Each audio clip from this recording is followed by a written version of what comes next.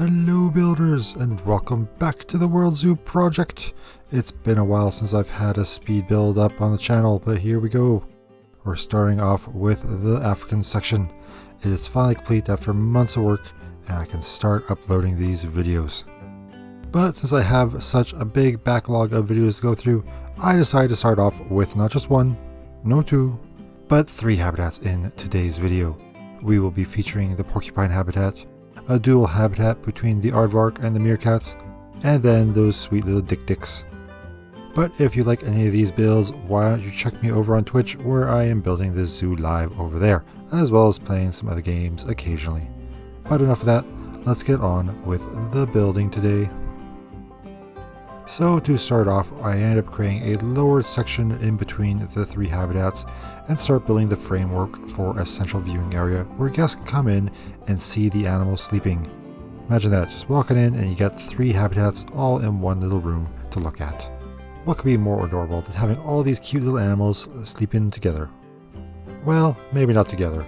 In fact, I'm pretty sure these animals don't even know the other ones exist, as they have no contact with them, as they're all separated by one-way glass. But that's fine, they get on pretty well in their own habitats. And the first habitat on the agenda is for the African porcupines. I started off by building them a burrow with this lovely little round door. Now, I thought I was being clever by putting this little round circle in, although someone in chat pointed out to me that they had tried that trick before, and well, it didn't work as the animals couldn't path through the ring, so I had to give up and put in those little sticks instead. Maybe I should have tested to see if the animals actually could go through the ring. Perhaps after I finish this recording, I'll boot up the zoo and maybe come back and just re-add in that ring to see if the porcupines can go through it. Although what could be wrong from ever just trusting someone randomly on the internet? Nothing, that's for sure. I'm sure everyone on the internet has always told the truth. Yep, I'm sure of it. Anyways, as you can see, now we are creating an exterior wall for the porcupines. With a simple copy paste, it is easily done. And now we can start working on the rest of the habitat with this glorious rockwork. Ah yes, rockwork, my favorite part of any build, and this time around we get 3 sets of it in one video. So lucky you, because I know you love rockwork just as much as I do. Am I correct? Who doesn't love decorating rocks in their zoos? It really just covers things up and makes things look a little bit more natural. I mean, what could be more natural than rocks? They're literally everywhere in nature. Everywhere. To make rockwork a little bit easier, sometimes it pays off just to copy paste sections of the rock wall over and over again, and then go in and clean up the bits where it's needed. And that way you can get these rock walls done a lot quicker. Although every now and then I do prefer sometimes just to put them one by one. It's not so much an efficiency thing, more of a relaxation thing. Nothing quite calms me down after a long week of work than coming in and playing Planet Zoo for the weekend over on Twitch, and just relaxing and putting some trees and rocks down. And I suppose chatting with people over on Twitch is another important part of it, but sometimes it's just the rocks I need. The next natural step after those firm rock foundations go in is of course the plants, to really greenify everything. I had a real problem with doing some of these African habitats for this area, as well most of Africa is savanna and grasslands. And grasslands are not known for using a lot of trees. And me, I love putting a lot of trees in my habitats. Unfortunately, I couldn't do it so much for these ones, but I tried to sneak them in whenever I could. Probably put more trees than are needed, but hey, it looks good and that's all I care about when I'm building the zoo. I'm sure the animals really don't mind having a few extra trees in for some shade. And I'm sure they appreciate this little meadow I built with the feeding area with all those beautiful flowers. I usually try to decorate feeding areas with lots of foliage to really make it look like the animals are enjoying the wild plants that we have growing for them.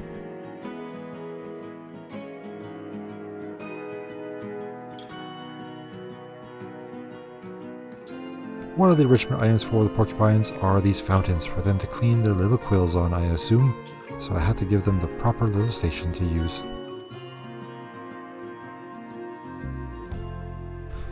And one feature that links these 3 habitats together is that each have a central viewing area connected by a bridge that allows the animals to go underneath it.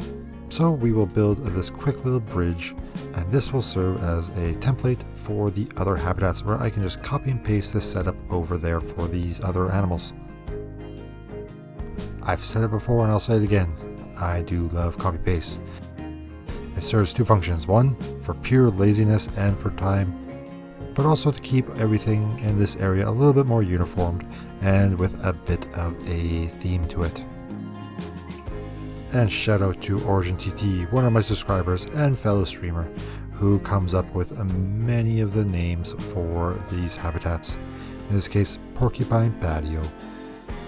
I always love the alliteration when all the words start with the same letter in the habitat, or at least try to anyways, or maybe have a rhyme to it. Either or, as long as it's a nice clever name, I'll usually go with it. So if you can think of any habitat names for some animals in the future, stop by Twitch and let me know, and I will get them in for you. I'll also add your name to the sign, so in the future when the zoo is eventually uploaded to the workshop, then you can come find your own name.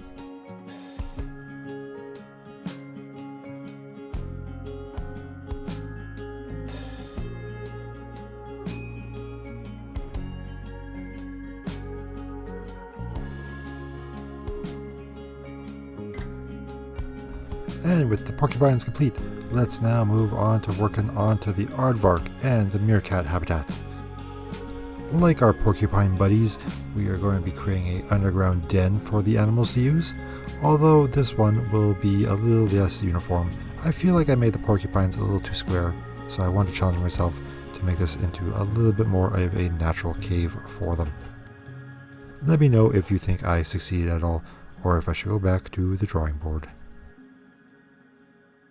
And off the side, of course, I need to leave a space for the keepers to get into the habitat. So I create a little side room and make sure to wall it off so that guests can't see the door from the windows.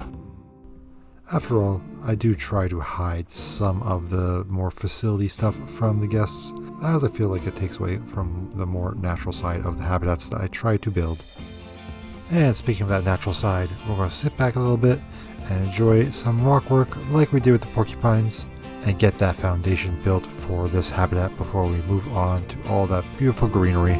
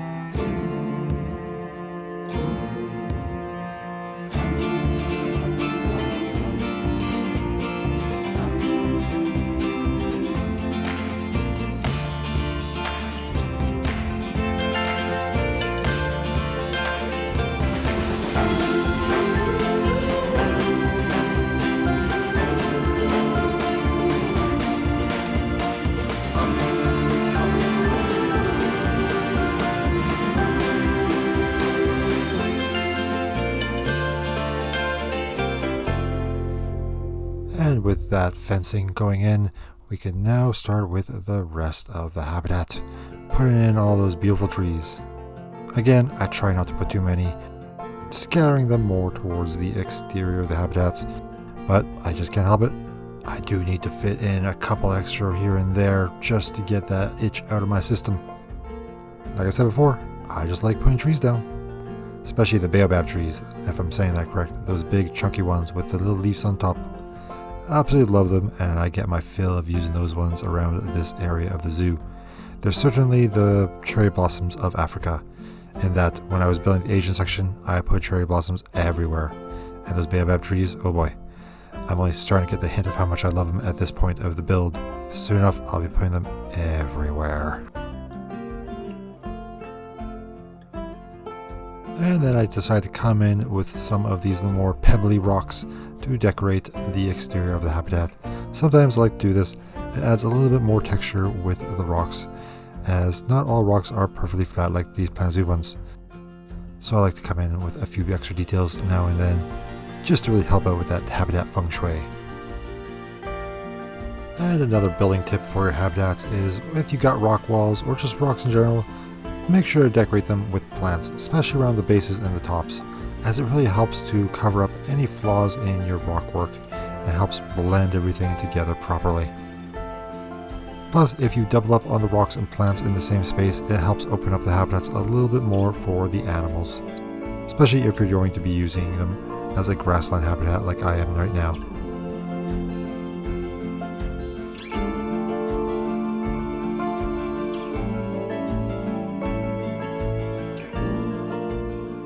You might notice I have a bit of an obsessive use with using these grass pieces to cover the ground rather than using the grass in the terrain menu. There are several reasons for this. First, it's more of a personal preference. I just like the way the prop grass looks rather than the terrain grass. And the second reason is mostly based on what map type you choose to build your zoo in. It will limit you in the grass type color. In this case, I am using a more northern Canadian map, and the grass is well green and doesn't quite suit well for some of these African habitats.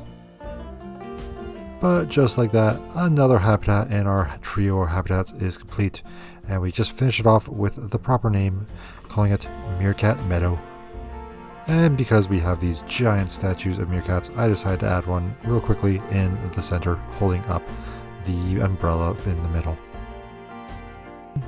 And now we come to the final habitat in this trio video. It's the Dik-diks. And we start off by naming their habitat the Dik-dik, a small deck in the middle of their habitat for guests to come up on. And with this done, we will now start building the rest of the habitat roughly in the same order for the other animals. But instead of a burrow, I decided to give them a tiny little barn for them to sleep in, as these are generally not burrowing animals. I say that without actually looking up whether they burrow or not, but I am going to make a confident assumption based on what they look like that they don't burrow.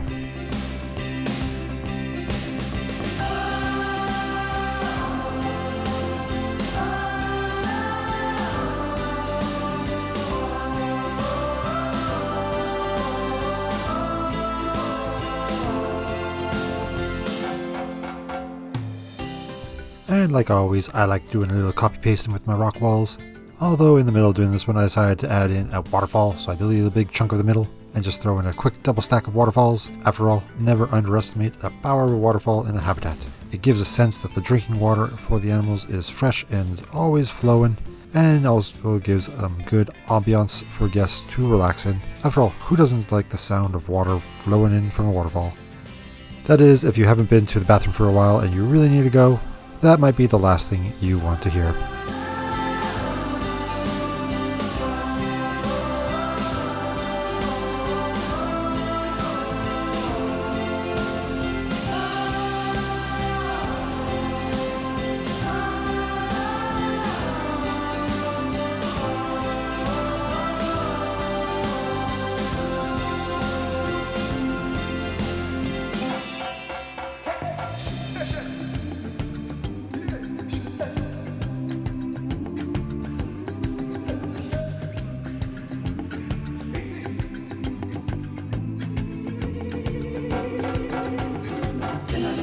And when decorating habitats, I like to break up the large open spaces with just a few rocks here and there scattered about their habitat.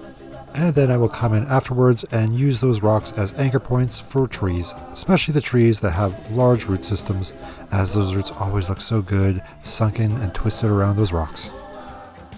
And you may have been thinking I was leaving this as a big old desert habitat. Well, no, I was just using that sand as a base paint to build on, and then we come in afterwards and paint it all with the grass train tool.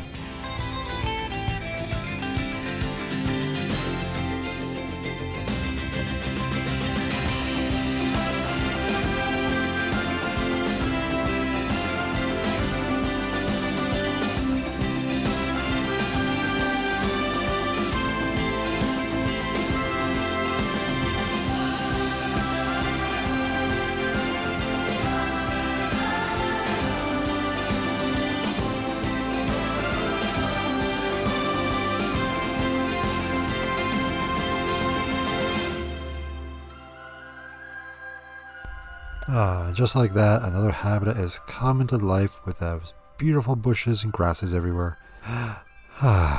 Isn't it beautiful? Now, following the same blueprint of we did the last two habitats, it's just going to be more of the same, flying around, adding all these green bushes and grasses everywhere, really working off what we did with the foundation with the rocks, and just really bringing everything together with this final coat of plants. And as you can tell, I'm going crazy with all of those grass pieces again. When you do large coats of this grass, it's always helpful to make a large group of it and copy paste it, similar to how I copy and paste all of the rocks along the wall edges. It will just help speed things along a little bit. And then you come in afterwards and fine tune it a little bit, especially where the grass meets the sandy bits. I like to add in a few bits of those dead looking grasses, as it helps blend between the grass and the sand.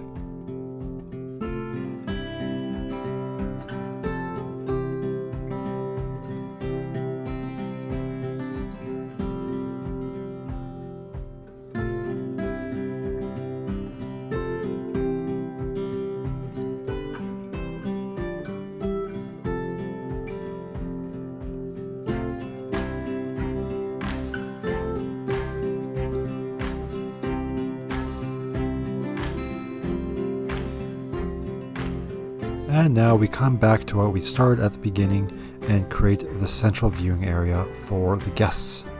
We added a little bit here and there as we're building the animals, but now we're going to work on the entrance. It is going to be mostly using a lot of these African mud pieces, as they form the vast majority of the pieces that we end up using in the African section. There were some other African pieces that I considered using, but ultimately I decided to go with the mud pieces as they seem the most natural and the best fitting for the style that I'm going with this zoo. And of course that style is being as natural as possible whenever I can, and that is, well, using rocks and trees. And the mud, well, what is mud if not just a wet rock waiting to become full rock? Is that correct? Well, that's correct in my head. Mud is just rock waiting to become rock. Yep, that's my headcanon now.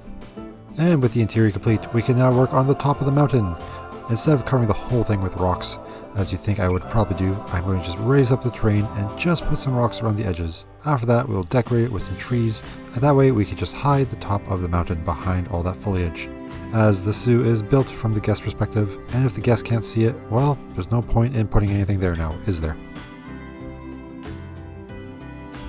But look at that, we are nearing the end of the video. And we're going to end the video with a cinematic road tour for these three habitats. So builders, if you enjoyed this video and you want to see more, come give me a follow on Twitch or give me a subscribe here. I try to get a video roughly once a week, as my work schedule is a little demanding, but I still make time in the evenings to do these edits. And while you're doing all that stuff, why don't you leave a comment below or like the video? It does help out the channel a little bit and encourages me to keep going with these little passion videos I like to edit. Well builders, that's the end of this one. I will be having more of these African builds for you coming to the channel soon. As I said before, I have a huge backlog of habitats to go through, and we will get them on the channel eventually. So stay tuned for that. But now let's start the cinematic road tour. Well builders, have a good one.